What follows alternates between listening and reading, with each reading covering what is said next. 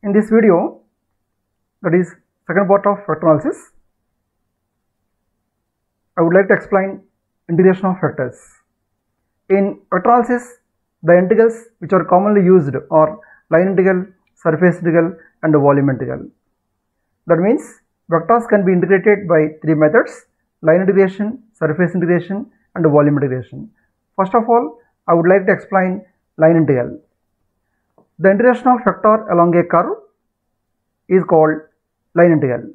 Let PQ be a curve drawn between 2 points P and Q in vector field A bar. The curve is shown in this figure. This curve is called open curve because it has the starting point P and ending point Q. The starting point is P and the ending point is Q. Let dl bar be an element of length along the curve PQ at R. This is dl bar element at R. Let theta be the angle between A bar and dl bar. Then the dot product between vector field A bar and element dl bar is, that is, A bar dot dl bar is equal to ADL cos theta, that is equal to dl into A cos theta. This shows that the value of A bar dot dl bar at any point of the curve is equal to the product of the small element dl and the component A cos theta of A bar along the direction of dl bar.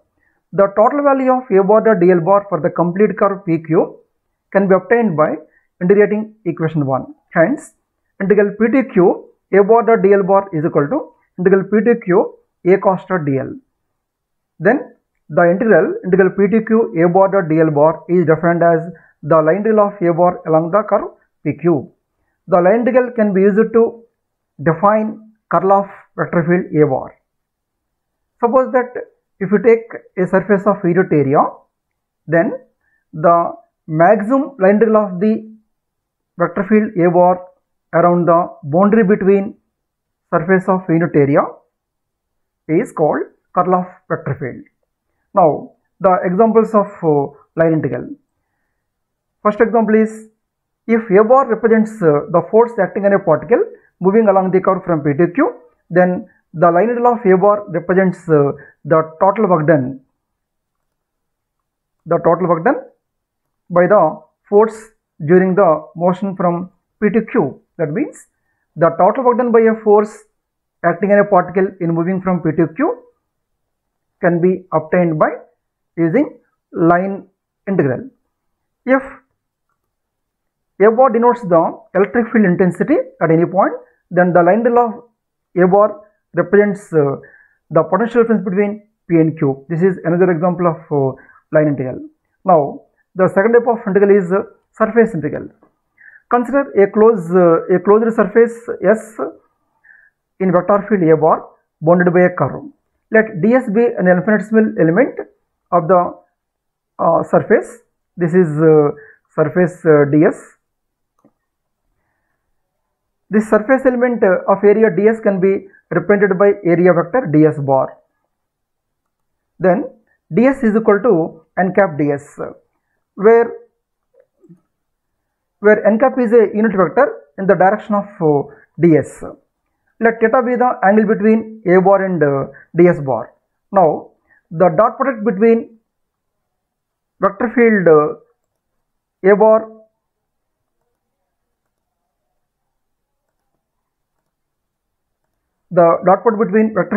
and ds bar is equal to A bar dot n cap ds, that is equal to ADS cos theta. This dot product is called the flux of vector field A bar across the area element ds.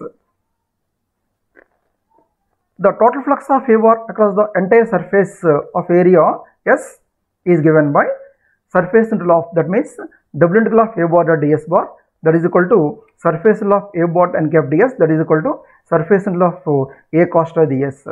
This is defined as surface integral. Examples of surface integral. If A bar denotes the velocity vector of a moving fluid, then the surface integral of A bar, that is W integral of A bar ds bar, represents the amount of fluid flowing per unit time normal to the surface. Another example of surface integral is if A bar represents the magnetic flux density B bar, then the surface integral of B bar, that is surface integral of B bar to ds bar, represents the magnetic flux passing normal to the surface. Now the last integral is volume integral. Consider a closed surface S in space enclosing a volume V. If A bar be a vector point function at a point in small element of volume dV, then the integral, that is triple integral of A bar dV, is called volume integral of vector A bar over the surface S. Now example of volume integral. The volume integral of div A bar, that is the triple integral of div A bar dV, gives the total flux of A bar coming out from the entire volume V. Now we can straighten prove Stokes theorem and Gauss-Jevons theorem. In order to prove Stokes theorem and Gauss-Jevons theorem, first we have to remember the definitions of A bar dot ds bar, curl A bar, div A bar. First of all, the definition of A bar dot ds bar. A bar ds bar means the amount of flux of A bar coming out from a surface of area ds. Div A bar means the amount of flux of A bar coming out or diverging from that volume V, or unit volume dV, or unit volume. The curl of A bar defined as the maximum line integral of A bar around a curve bounded a surface of unit area. Now Stokes theorem. Stokes theorem states that the line integral of vector field A bar around a closed curve is equal to the surface integral of the curl of A bar taken over the surface S surrounded by the closed curve. That means line integral of A bar dot dl bar around a closed curve C is equal to double integral of curl A bar dot ds bar, that is equal to surface integral of del bar cross A bar dot ds bar. Proof. Stokes theorem can be proved by using diagrams shown in figure A, B and C. First, consider a surface S enclosed in a vector field A bar as shown in figure B. The boundary of the surface S is closed curve PQR. The line integral of A bar around the curve PQR traced counterclockwise is line integral of A bar dl bar. Now let the entire surface be divided into a large number of square loops as shown in figure B in anticlockwise direction. Let the area enclosed by each infinitesimal small loop be ds. Suppose n cap be unit vector, that is positive, outward normal to the ds. The vector area of the element is n cap ds is equal to ds bar. We know that the curl of vector field at any point is the maximum line integral of the vector computed per unit area along the boundary of an infinitesimal area at that point. So the line integral of A bar around the boundary of the area ds is curl A bar dot ds bar. This applies to all the surface elements, hence the sum of the line integrals of A bar around the boundaries of all the area elements is given by surface integral of curl A bar ds bar, that is double integral of curl A bar ds bar. This is the surface integral of A bar. It is clear from the figure C that the line integrals along the common boundaries, common sides of the continuous elements mutually cancel because they are traversed in opposite directions.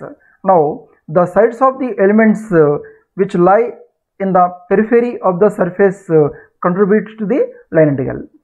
That is, the sum of the line integrals on the boundary line of the curve is given by equation 2, is also given by equation 1. Hence the line integral of A bar dl bar around a closed curve C is equal to surface integral of, that is double integral of curl A bar ds bar, that is equal to surface integral of del bar cross A bar dot ds bar. This is Stokes theorem. Stokes theorem gives a method to convert surface integral into line integral and vice versa. Now The next theorem is Gauss-Jevons theorem. This Gauss-Jevons theorem is used to convert surface into volume integral and vice versa. Gauss-Jevons theorem states that the surface integral of the normal component of vector field A bar taken over a closed surface S is equal to the volume integral of the divergence of vector A bar over the volume V enclosed by the surface. This can be mathematically expressed as surface integral of A bar ds bar, that is double integral of A bar ds bar, is equal to volume integral of, that is triple integral of div A bar dv, that is equal to triple integral of del bar dot A bar dv. Proof. Consider a closed surface S of any arbitrary shape drawn in vector field A bar as shown figure. Let the surface enclose a volume V. Now the whole volume may be assumed to be divided into a large number of cubical volume elements adjoining to each other. Consider a small cubical volume dv. This is volume element dv. We know that div A bar represents the amount of flux diverging per unit volume. Hence, the flux diverging from the element of volume dv will be div A bar dv. Again, I repeat, div A bar represents the amount of flux of diverging per unit volume, and hence the flux diverging from the element of volume dv will be div A bar dv. So, the total flux coming out from the entire volume is given by volume integral of div A bar dv. Now, consider a small element of area ds on the surface S. This is surface element of area ds.